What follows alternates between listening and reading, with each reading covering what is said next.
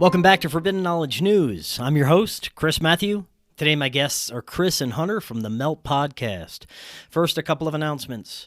A great way to help support Forbidden Knowledge News is by downloading our episodes directly through Spreaker or our website.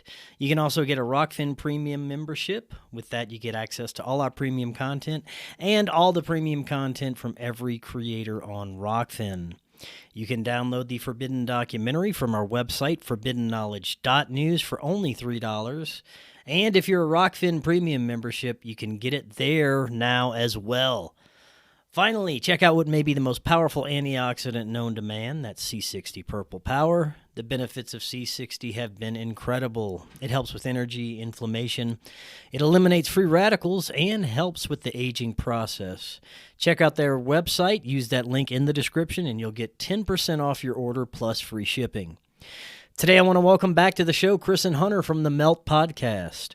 Chris began the Melt Podcast to explore and expand his fascination on all things outside of the tiny spectrum of consensus reality, and Hunter came on board as co-host in 2021 and married shortly after in August. Chris, Hunter, welcome back. How are you both doing? Fabulous. Excellent. Yes. How are you? Welcome back. I'm excellent. I can't complain. I always love our conversations, and today we're going to jump around through different rabbit holes into the nature of reality and the hidden reality that may surround us at all times, unseen forces, energies that we could interact with in different ways that may have different outcomes on our material reality. So that should give us a good starting point to begin with. But it's been a little while since you've both been on. Remind the audience a little bit about yourselves and your podcast and what kind of content you have. You want to go or you want me to go? Me? Okay. Well, without giving a full history, we basically cover everything outside of the realm of consensus reality, the tiny little spectrum of consensus reality that most people navigate around in, which means a lot of things. We cover woo-woo stuff like paranormal, cryptids, UFO/alien experiences, whatever those actually are, all in a way where we're not out to set any flags in the ground saying this is definitely what's going on and not this, but to kind of hear all sorts of different points of views about different people's experiences and research in order to see where the overlaps are and see, what we can gather out of all these disparate stories and experiences that from those things like that to sort of current issues. Talking about sort of the trans topic and all of the narrative behind that, questioning race, questioning all of these things that it seems like in the current milieu we're in, places where people definitely want to have strong definitions and create strong boundaries, which I think in the end tends to separate people more than bring them together. So anything that's against the unity of all people, I'm not for that. So we're trying to find the consistencies in these experiences and in human beings in general. Would you? Excellent. Anything to add, Hunter? Well, I'm a lifelong psychedelic enthusiast and a fan of pushing the boundaries of reality in all forms. I'm a person of extremes, and sometimes that even is extreme in thought and thought process. So the way that Chris has kind of taglined our show is the chewable red pill. And what I love about that is that some of these pills are extremely hard to swallow. And what we are attempting to do with the show is give people the opportunity to examine and explore what could be hard topics if you're not familiar with them, but do that in a way where it's easy to digest. This is how I would say that. I like it. I'd love to get your thoughts on the reality that we're in, since the time of 2020 when there was this quickening of agendas and this apocalyptic timeline that seemed to be set off. How do you feel about the direction that we're headed and the place we're at right now in this current timeline? Are you hopeful? Are you concerned? There has been a lot of people that have woken up because of the insanity that has occurred. So we're seeing shifts and we're seeing rises and falls in people's consciousness at the same time. You have people that are latching on to the technocratic apocalyptic timeline and just sinking deeper into the insanity. And you have folks like us who are becoming more and more enlightened and awakened by the second. And it's like a battle of polarities at this time. How do you see things going? My preference is to kind of take out the charge and not to necessarily see it as a war. Initially, I really felt like there was a spiritual war that was happening and a psychic war that was happening, and I felt like that was one of the things that was empowering the boogeyman, was the fear aspect. And I really perhaps shifted away from that mindset and more into a mindset of being excited, because what I see happening is that there are, as you said, kind of there's a clear bifurcation that has happened where there are people who get off on the fear and get off on selling the fear and monetizing the fear and are really into that. And then there is a segment of the population that has just become more determined and galvanized in their desire for personal sovereignty and freedom.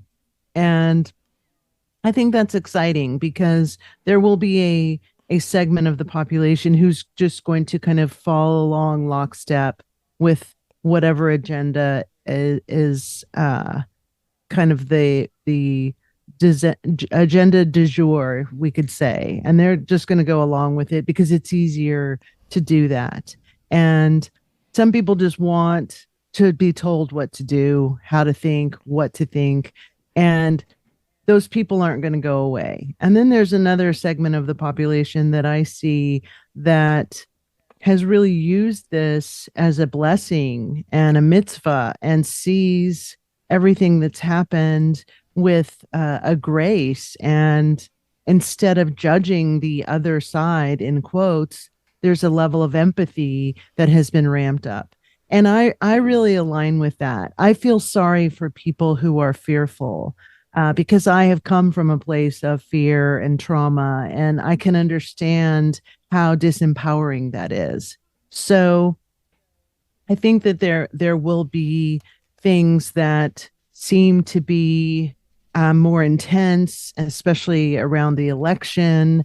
But I also see that it's what wolf you're feeding. And if you just decide to buy into the fear narrative, then the world is going to pay off in spades. But if you just kind of step away from that, then the reality that you are constructing potentially will be a lot different.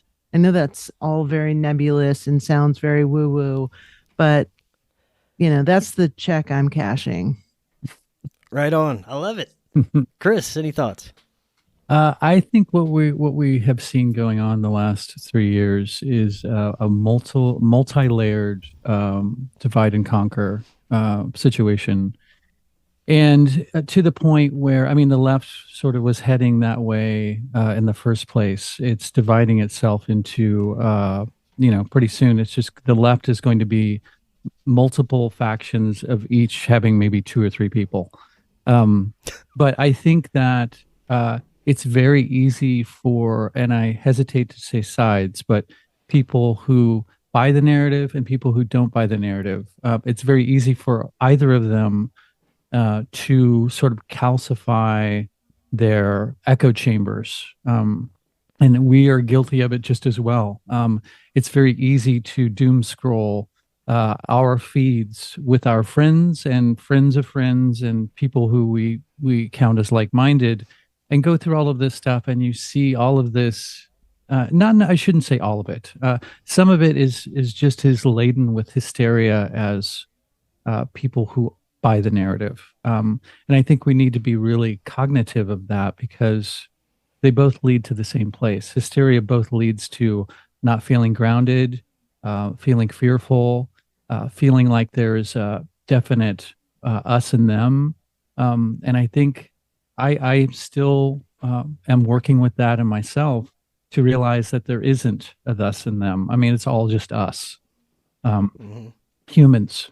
And I think it's I have to remind myself of that all the time. Every time I see something and I go, oh God, I'm like, wait, hold on a second. No, I'm labeling this person or judging this person that I see in a picture or in an article or in whatever, some sort of media, any sort of media, which isn't direct experience with that person. And I'm casting aspersions on them, or I may classify them or think that they're coming from a particular place because I'm superimposing my template on them.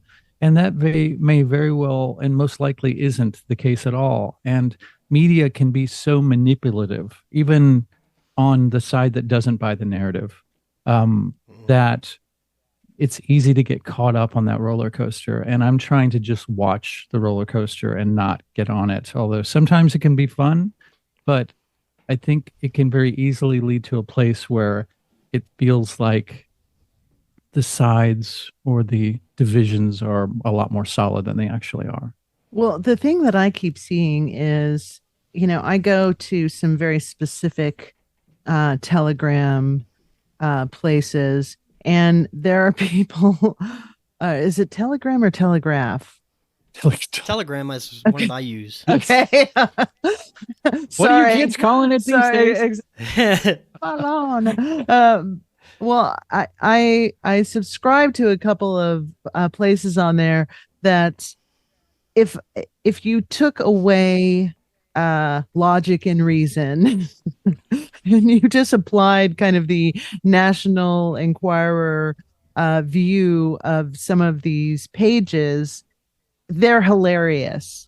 Like, everyone's a man, everyone is trans. Yeah.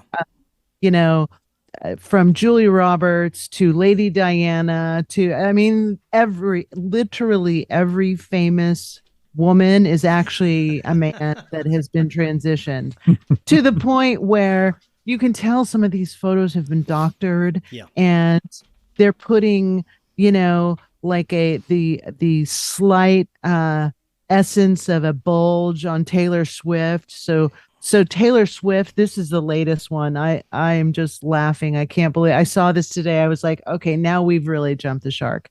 That Napoleon Dynamite is actually Taylor Swift. What? Yeah. I'm not shitting you. What's happened with conspiracy culture, with the extremes some people have gone to try and make sense of our reality, has become just even more insane. There's extremes on all sides. So we see the extremes with politics, with the right and left division. Now we have the extremes with the division between the normies and the conspiracy theorists. But the problem with the people who are the truthers or conspiracy theorists, sometimes, not all of us, but there's a lot of us who are not doing our due diligence and research. A lot of us that are going out there just to get notoriety, just to be the first onto the story, just to be the first breaking the shocking news of the newest conspiracy. When, if you let it play out maybe a day or two, it turns out to be nothing even close to what they were first reporting with when it comes to our truth community. So there is problems on all sides, and I think the truth is always going to be somewhere in the middle of the extremes. For sure. Well, the photo it's like a side-by-side photo of Napoleon Dynamite and Taylor Swift, and it's like, now we know the truth. This is who she really is. Well, first it was Anton LaVey's daughter. And now that makes some sense. And now they're saying that she's actually Napoleon Dynamite. And in the same feed, there was a photo of Lady Diana on a boat, and she is they've put like men's trunks on her, like a Speedo on her, and she had like a man's shirt that was open all the way, like she was basically topless underneath this shirt, and they've added like belly hair and made her stomach look like she's a man. And again, it's like the truth is out. She was actually trans. So, when you see these things, what I try to do is I try to put on my woke cap for a moment and imagine what it would be like to be on the very, very far left and looking at this. And I would say, well, of course these people are crazy. Look at the bullshit that they believe. Yeah. So Yeah. it seems like that there are bad actors and disinformation agents in the conspiracy realm as well that are really the designs that they have is to confuse and to muddy the waters as much as they possibly can, so that if there is some shred of truth to something, it's so mixed in with all of this rubbish that you're not going to be able to find it, because you get lost in the Napoleon Dynamite is Taylor Swift rabbit hole, and then who are you that really believes that? Like, who's that person? Well, it's really difficult at these times because even very intelligent broadcasters and researchers are being fooled by some of the false information that's coming out. And I hate to call people out, but this is something that everybody should know by now and have recently heard about. The gentleman who was going on all the shows recently talking about the Malaysian flight that disappeared and supposedly had these orbs that made it disappear. Right. Well, it turned out the whole video was fake. It was off of some video game, and he was going on all these talk shows and presenting this and getting this big hype about it. He was supposed to come on my show. Thank goodness the day before I did a little research and I found out about this, and I was like, nope, sorry, we can't do this. He went on and announced himself on Twitter that, I can't go on like this anymore. This is fake. So we have all this nonsense going on where I believe he had good intentions. I believe he thought it was real. He's a very intelligent man, but even the smartest of us can get fooled by this crap. Exactly. And I'm not a big person. I'm not addicted to evidence. So, but at the same time, I think I have a pretty decent bullshit meter. So I try to walk the fine line between those two things, because I think there are just some things in life, and we have to either believe the person that's telling us about these experiences or has this photograph that they want to show us that they were there for and they swear by it or whatever. Sometimes you just have to go by your gut feeling. And that's hard to do when you see it on your Twitter feed or something like that. And you've never heard of this person before. They're not friends with any of your friends. So I think, we value that on the Melt. Firsthand experiences of people who have gone through things that aren't easily explainable. They're not going to be repeatable. They may never happen again. They may be the only person that was there that experienced that. So then it's up to you. It's up to the critical thinker whether they are going to buy that or not, or they just leave it on the table to see how it ends up, to see, if it is found out later on that this person was bullshitting, or come to find out somebody else had the same experience or whatever. I think it's just important to keep an open mind. Oh, yeah, 100%. Now, speaking of some of the deception that's going on right now, a lot of the imagery that we're dealing with is being manipulated by the AI art and technology that's available right now. And this is another big problem within our community, especially when you're trying to present photographic evidence on things. There are people that are presenting these AI images that have obviously been doctored, but they've flooded social media with everything from UFOs to giants to aliens to cryptids, and about 8% of it is fake, and there's about 2% that's real. So this is another thing that's just giving people who are trying to do real research a bad name and putting out all this bad information. And on top of that, we have this Chat GPT technology that I believe, has completely taken over the search engines in general, to where anytime you try and do your own research, find any kind of information that is not daddy government approved, it's pretty much impossible these days. It's all going to be sanitized for approval now. Have you guys been concerned about where all this is going with the ChatGPT, AI, all that stuff? It doesn't really enter my realm of existence. I exist in a completely different, on a completely different segment of reality than Hunter does. She does deal in things as far as school and academia and stuff like that is concerned. I rehab houses, so it doesn't affect the price of milk for me. But in general, I don't know. I think that hopefully what this all will boil down to is that we will learn to cherish direct experience, and not put so much of our time and effort into these forms of media that are manipulatable. And that's hard to do. I mean, I listen to podcasts all the time. That's a form of media, but I happen to. I mean, there are podcasts that I start to listen to and I realize, like, I don't like where this person is coming from. It seems like they're doing it to toot their own horn, or they're just making things seem a lot more sensational than they actually are, just to get clicks, whatever. So, but I think I'm not trying to trash all media or indirect experience, but I think we just have to learn to really pay attention to the stimulus that we intake, and most of the things that I intake aren't affected by those things. I would like to think, at least. Hopefully, there are not podcasts that are out there that are completely AI generated. That would be kind of freaky. But how does it affect your world, or does it? Well, I see that there's definitely a pivot in the job market where artificial intelligence is taking over very specific types of jobs.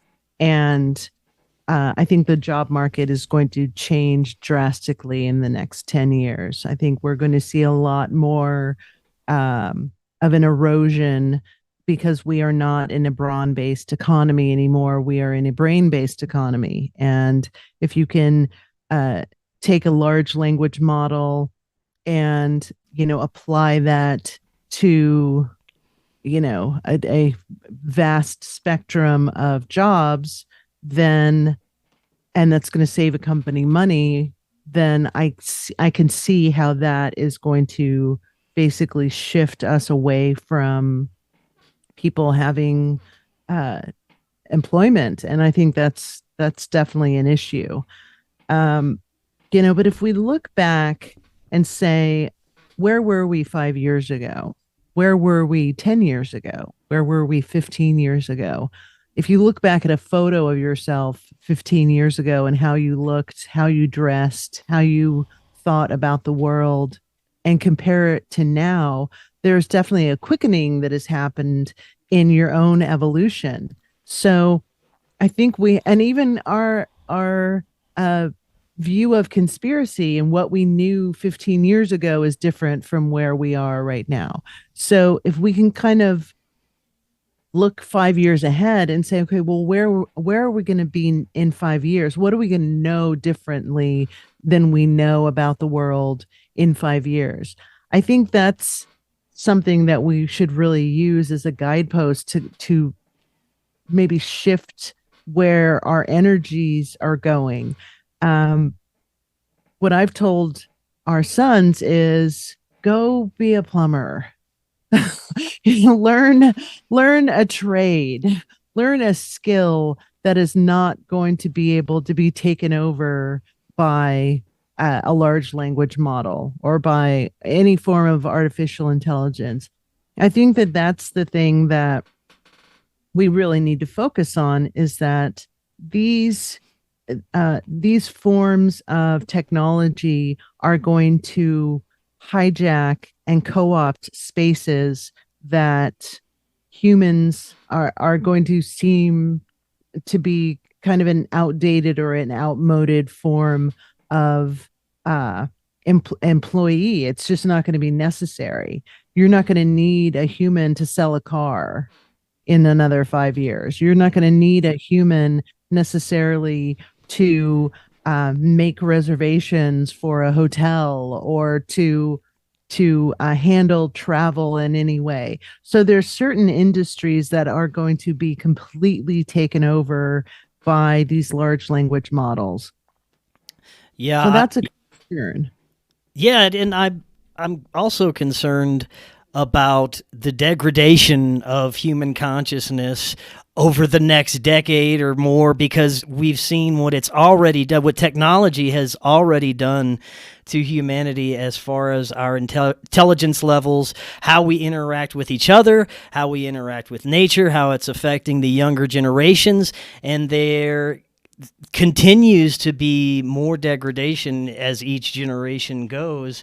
So that's the thing that concerns me, is how will the human interact with each other? What will be the human intelligence level? What will our connection to nature be in the next decade? That is the most concerning part for me. No, go ahead. No, you go ahead. I was just going to say that's what I was saying about media before. I think there definitely has to be a balance between your direct experience with the quote unquote real world and the way that you're getting it through your medias. I think the generations that are coming around, where the kid gets a phone at 7 years old and that's all they do when they're sitting at a table at a restaurant, is sit and look at their phone or a tablet or whatever the fuck, instead of having a direct conversation with people around them, looking around at making eye contact with other human beings. I think that's dangerous, because that's what we're built for. That's why we have eyes. We don't have eyes to be glued to screens all the time and have that substitute direct 3D experience with those around us, not to mention nature, not to mention going out and, looking at the trees and walking and feeling the wind on you. And it's like all of those things seem to be falling to the wayside because it's much more sexier to be glued to a YouTube channel or cable TV or some massive online role-playing game. But I think that the sales pitch for parents is that they don't want their children to fall behind. So the idea is, well, in 10 years or less, Musk is going to have a Neuralink implanted in people's brains. So there's really no need to learn anything. There's really no need to be part of reality, because you're going to have the ability to learn 15 languages instantaneously. So let's get the kid used to looking at a screen and being connected to that. So I think that's one perspective that is really kind of driving technology, because there are people who are like, well, the old generation, they're not really into this. This is something that the new generation is really adopting. And that's the direction that we're all going. But what I find so fascinating is that programmers and people, these high level executives in Silicon Valley, none of their children are allowed to have phones. Yep. They're not allowed to have they're not connected in the way that the masses are connected. Yep. So what does that tell you? If you're a programmer and you won't let your own kid have an iPhone, but this is the technology that you are selling, so why is it not okay for your own child to be using that technology? Well, this brings me to the possibility of a dark, unseen force that is leading humanity into this technological age versus our natural connection to what some might say is source. Do you think that this is just humanity's desire to be connected to this technology, that humanity is evolving to a point where this is naturally going to occur, where we are going to plug ourselves into this and lose our connection to spirit? Or is it being guided by an unseen negative force? You might call it an harmonic energy that is leading humanity in this direction. What do you think?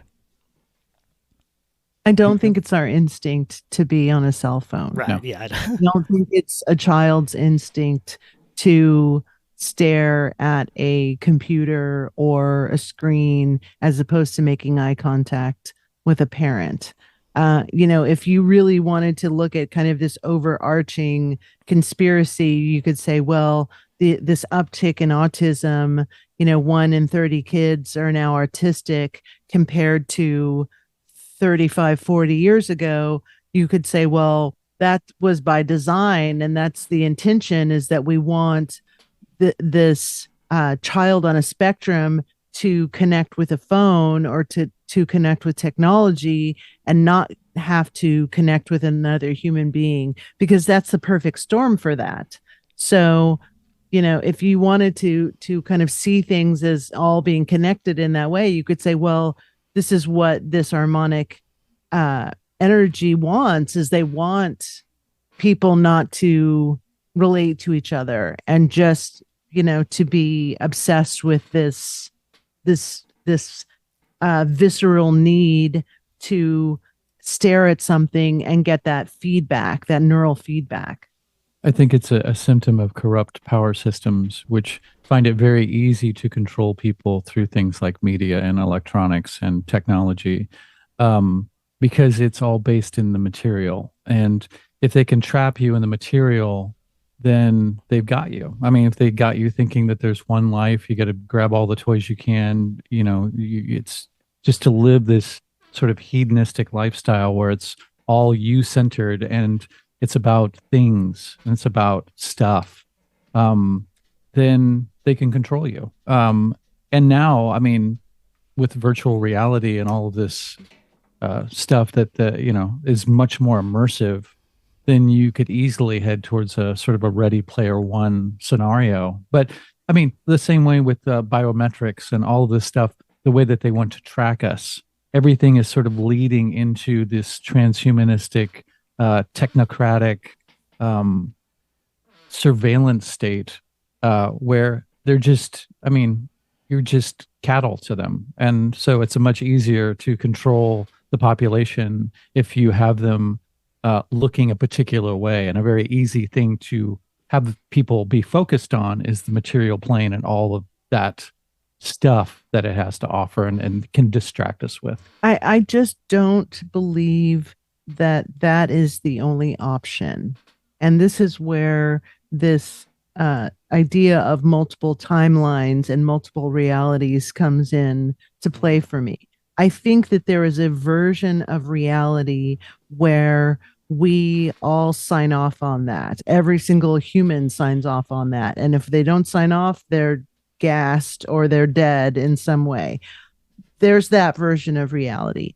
And it's very easy to get wrapped up in that fear, because it seems like if you turn on the Black Mirror, it's saying that's the direction we're going in. Mm-hmm. And so it's easy to buy into that.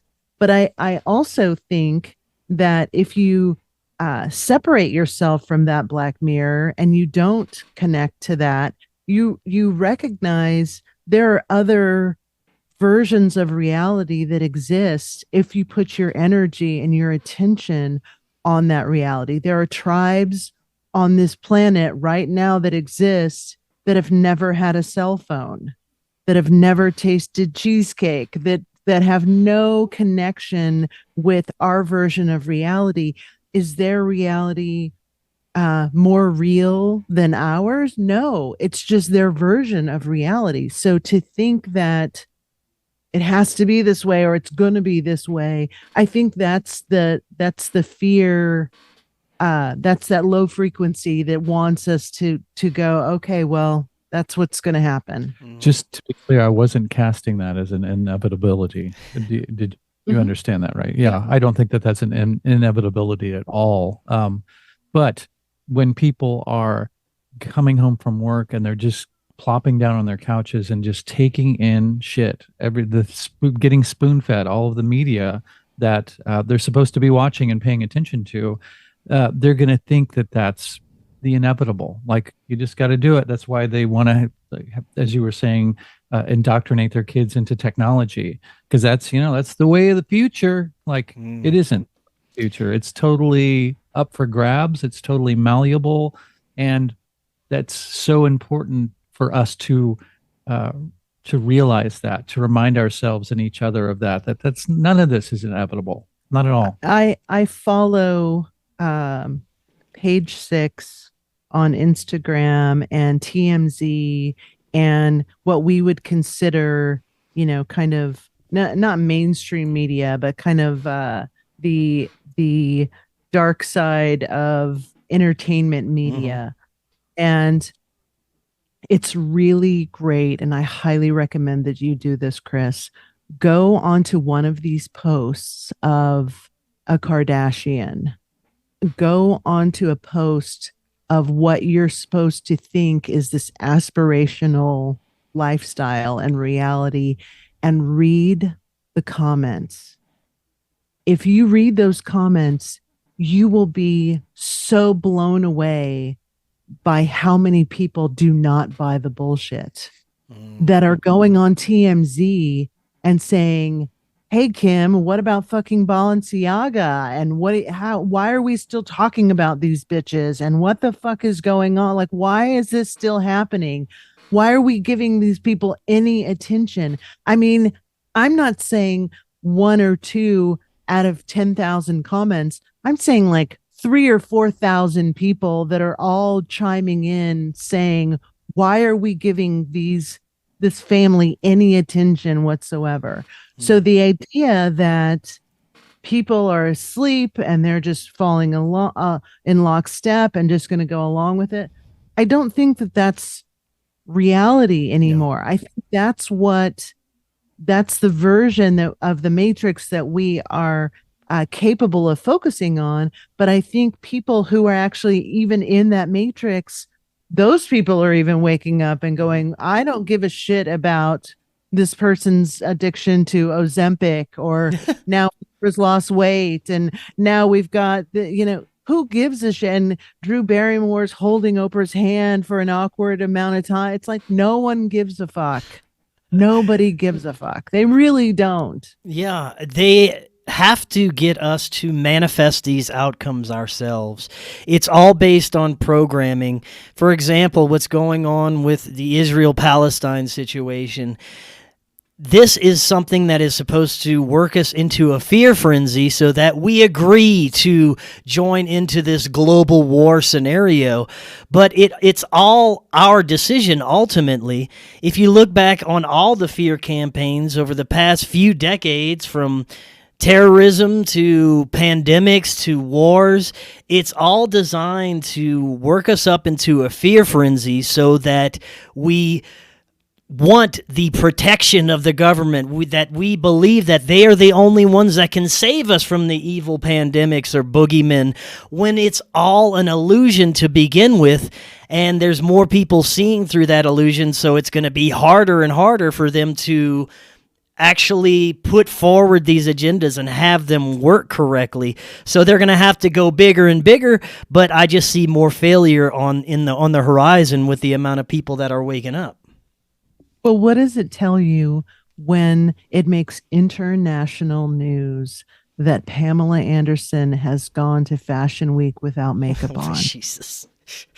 What does that tell you? Like, talk about a slow... But who is the international news actually talking to? Like you said, I think there's a lot more of us now than these people that just blindly go along with the agendas. They're trying to portray it like there's all these people that give a shit about this, when in reality, those numbers are shrinking more and more. Exactly. Even in their spaces. That's the amazing thing, because it's not like you're going to some conspiracy site and they're saying, Pamela Anderson's so brave. Like, no one gives a fuck. You go to TMZ and people are saying, this is what we're talking about. Like, we really give a shit that she's gone, to Paris without foundation. Like, who cares? So I think that the mesmerism is maybe working on a weak mind, but there are people who are living out in the world who are still in those spaces, in the woke spaces, that are, even they are saying this is not important.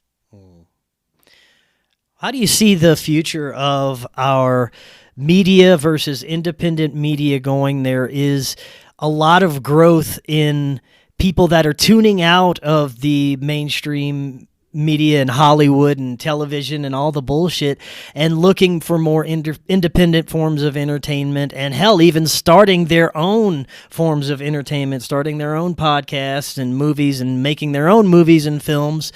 Do you see this as a new trend as we move forward, that people are just going to continue to check out of Hollywood and the news and the mainstream media, and our world of independent media and production is going to continue to grow?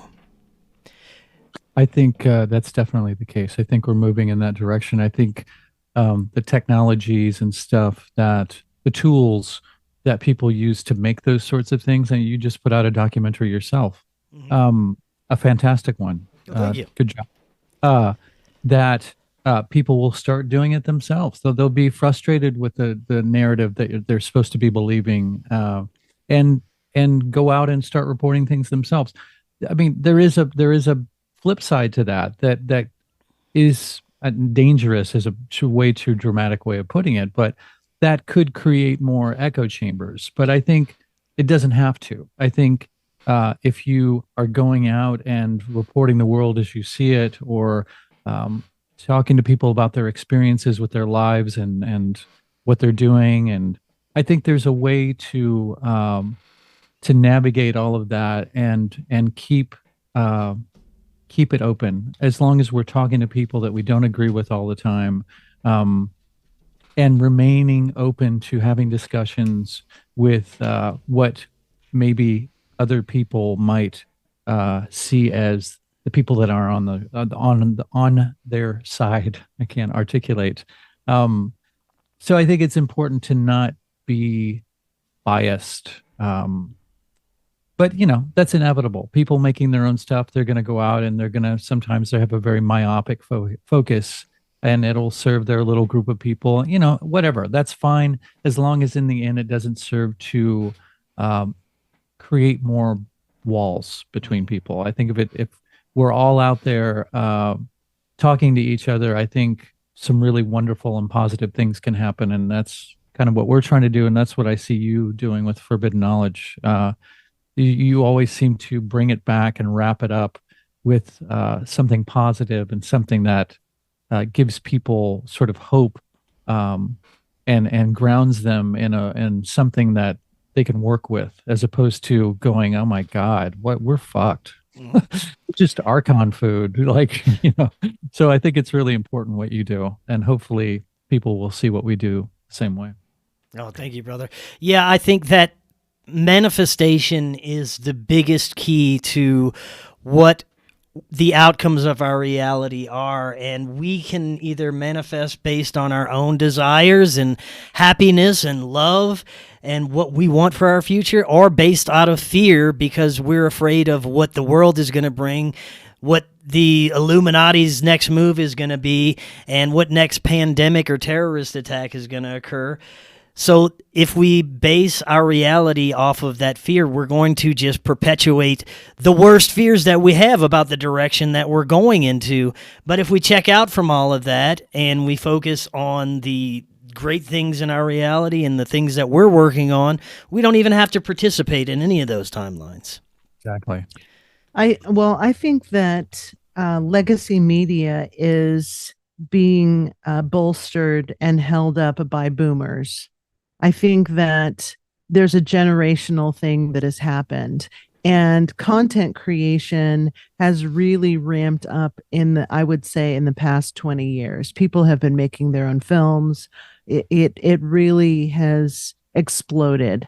If you look at the statistical analysis of streaming services versus legacy media, they have completely blown legacy media out of the water. So everyone's watching Amazon Prime, people are watching Netflix, there's other services that they're utilizing. But the younger generation is really being propelled and driven by YouTube. So YouTube has kind of taken over where legacy media left off. And TikTok. What I would say, well, I mean, I think more people watch YouTube than they do TikTok.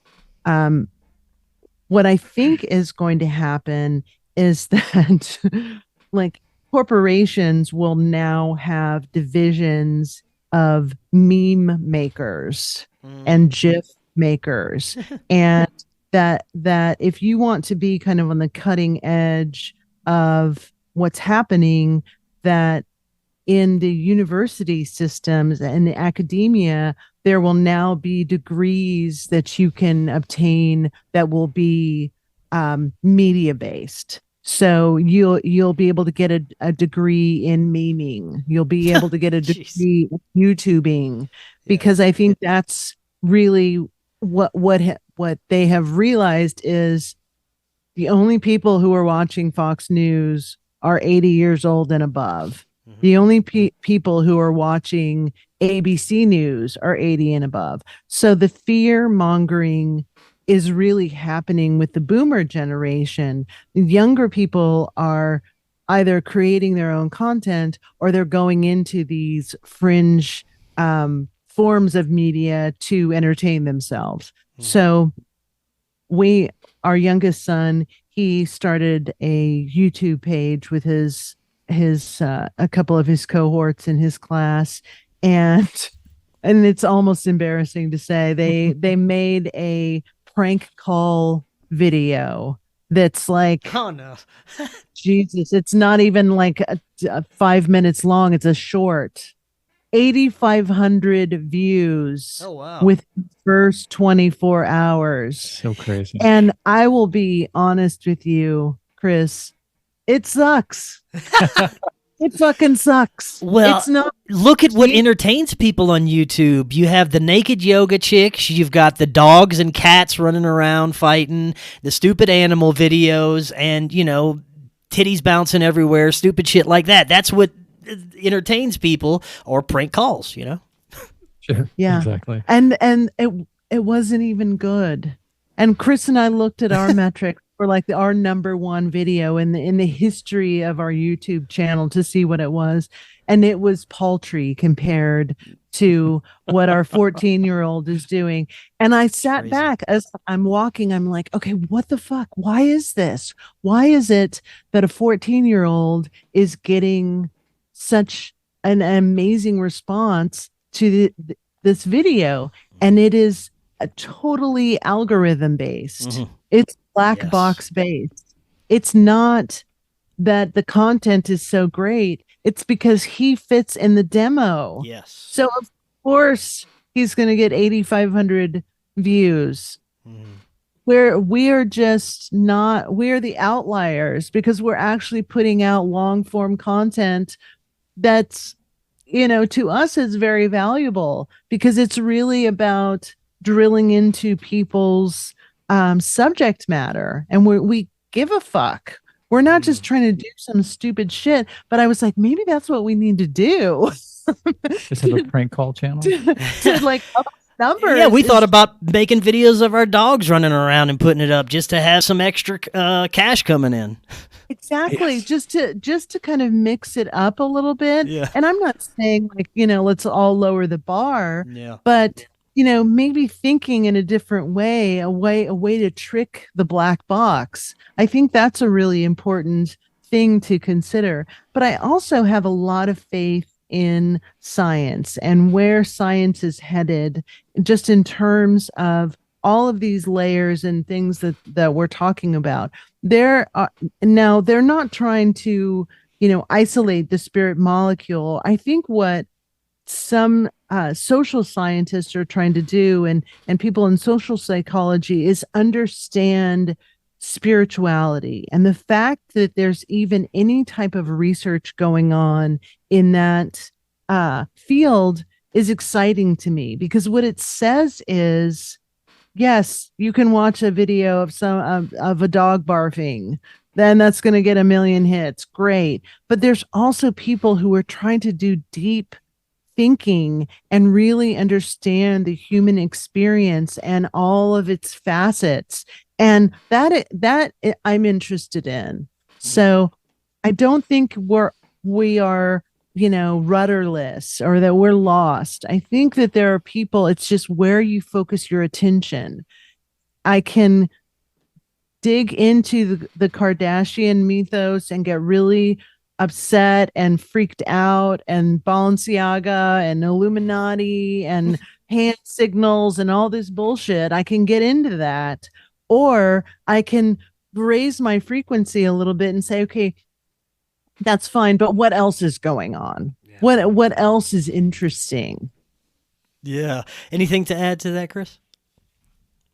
Not off the top of my head. No, I kind of spaced out. No, that's okay. Now, when you say what else is happening, this brings me to the final topic that I want to get to, and it combines psychedelics with what could be happening with extraterrestrials and the perception that we're supposed to have about them in now and in the future. Since I started utilizing and growing magic mushrooms, that is when I really started to question the whole alien agenda and alien phenomena. First of all, because of my own experiences with what I understand as my guides, my spirit guides, my ancestors, these etheric beings that I come into contact with whenever I have experiences, and some of the information that I've gained from those experiences, as well as some of the memories that I'm starting to uncover from childhood, which I'm in no way ready to discuss yet, but there are some very concerning memories that have popped up. So there's a lot of things that have been coming to my awareness since I have started my psychedelic journey a few years ago, and it has really made me question some of the narratives that are coming out of the mainstream, especially when it comes to the extraterrestrials and what they want us to believe aliens are. And I have my own beliefs as to what we're dealing with. I believe it's much more of a metaphysical phenomena. I think that a lot of paranormal and what we consider extraterrestrial is a very personal phenomena for each person that experiences it. And much of it is based on that person's personal spiritual awareness, personal growth, direction that they're heading in their life, and may not have anything to do with the collective at all. So I think we're being duped to think that some of these paranormal extraterrestrial experiences are about something more than our own personal development, and it's being used as a psychological operation to get humanity to believe that there are little green men coming from different planets to stick things in our butts and take over the planet. When in reality, it's much more of a personal spiritual phenomena for each person that experiences, usually for personal growth, usually messages from beyond to get that person on the right track. Most of these experiences are people that are having these contact or spiritual experiences are to set them in a certain direction in their own consciousness evolution. But what's happening through the media and a lot of even broadcasters and people in this community, they're putting it forward as this cosmic war situation where aliens are coming and abducting people and making hybrid children, and this is all an intergalactic operation that is going to culminate into like this alien invasion situation, which I believe that's just another fear campaign on top of everything else. What do you guys think? I think that I've got a really, I don't side too much on either or as far as that issue is concerned, but kind of where I am leaning right now is that there's a lot of human stuff, a lot more human stuff going on there than we might imagine. I think that there's a lot of our technology that we're seeing in the skies, a lot of the more negative interactions that we have with these entities, whoever they are, seem to me to be more my labs as opposed to these advanced beings coming from some other planet or whatever. Yes. I'm also a very much an all of the above kind of person. I think there's probably lots and lots of stuff going on, and not all of these entities are positive, not all of these entities are negative. So it's hard to say. But I think that a lot of the tech, the 3D or the material nuts and bolts stuff that we're seeing is probably our military. But that being said, I think that there are probably also a lot of these entities that are right under our noses as opposed to coming from some other galaxy or something like that. I think there's probably a lot more going on this planet than we realize. And I think not only maybe are a lot of these entities interdimensional, but and existing in the same space that we do, but they could be subterranean. I mean, who knows? There's just so much up in the air, and there's so many different stories that people have. But I think I think a lot of the tech that we see is us, or at least these entities in collusion with us. That's all I got as far as that's concerned. Do you have any? I lean toward the interdimensional explanation more than I do a outer space explanation. I agree with Chris that I think a lot of the tech stuff that we have witnessed as of late definitely feels more like a my lab, and it feels like something that is more based in some nefarious black project. That would be my first supposition if I was going to kind of come to the table with something. I differ with Chris in that I am a lot more of an evidence-based person. So I do want receipts. I do want evidence. I believe that experiences are real for the individual, and it doesn't, and some people don't have to have the receipts, and they whatever they experience it is a personal thing that happened.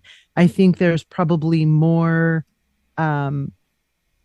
what we could consider transdimensional or interdimensional experiences that people have, that they just say, oh, that was a dream, or they just somehow they bifurcate their brain and put it somewhere and pack that away because it's too much of a mind fuck to think that they've had some experience on this level of reality, so they just bury it.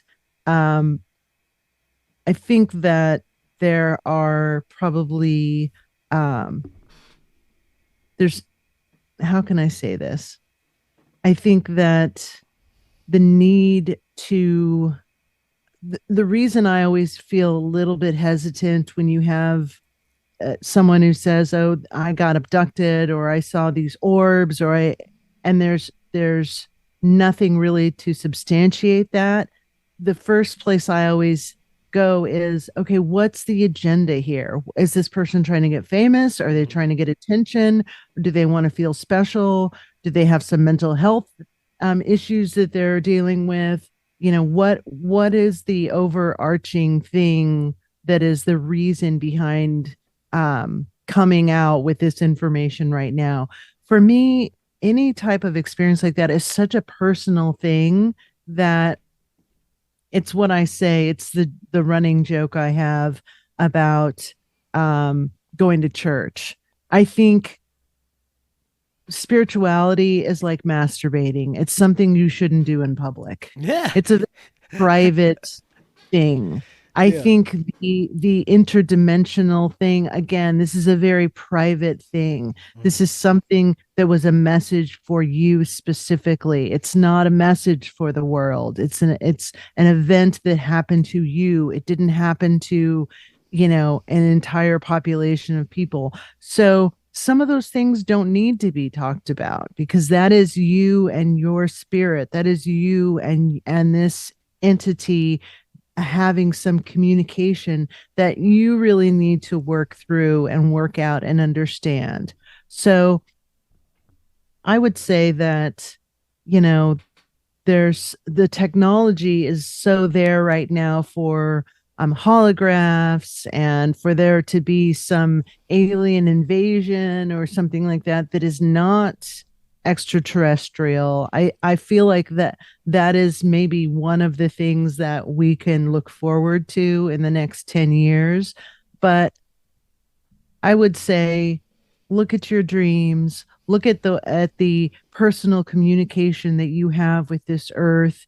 You're probably having more of an alien experience looking at a caterpillar in the forest than you are some little green man. There's ways that we can communicate with other entities and other energies that are, I think, more nature based than a lot of people would probably recognize. Very well said. This was fun, guys. I had a great time. I love the melt. I love the guests you've been having on lately. In fact, I've stole a couple of guests from you guys recently. Good. I love what you're doing. Any plans? What's that? Did you ever get a hold of John Paul Rice? I did. I spoke with him today, so we're going to get that scheduled. So, All right. any plans for the future of the melt? Or we're just going to keep busting them out like you're doing.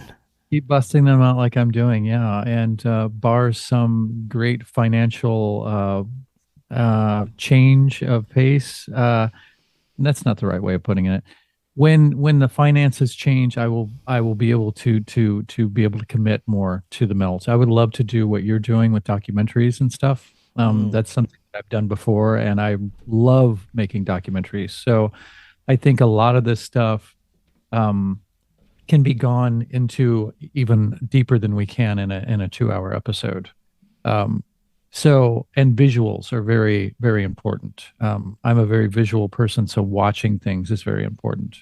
So I would like to get more into that. But in the meantime, until that happens, yeah, we've just got still, to us at least, fantastic guests that we're having on. And hopefully the conversations are as engaging to other people as they are to us, because we're learning a lot during these conversations. That's my favorite part about this is I get to have a wonderful teacher every day and learn about these fascinating topics every day of my life. And guys, thank you so much. Again, I love what you're doing with the show. Keep it up. And we're definitely going to do this again very soon. Before you head out, let everyone know where they can find you. Themeltpodcast.net. That's where you can go to get all of our episodes. You can get also our episodes wherever you listen to podcasts, except for Spotify, which we've been yanked from. With YouTube, Instagram, Facebook, X. Yeah. And we have extra content on our Patreon channel and on Locals. Excellent. And we will be having a product line come out of body sprays. Totally kidding. I like body sprays. Hey, Yeti. it may work. Essence of Squatch. No, I would definitely try that one for sure. All right, guys, have an excellent evening. And until next time, everyone, have a wonderful night. We'll talk again soon.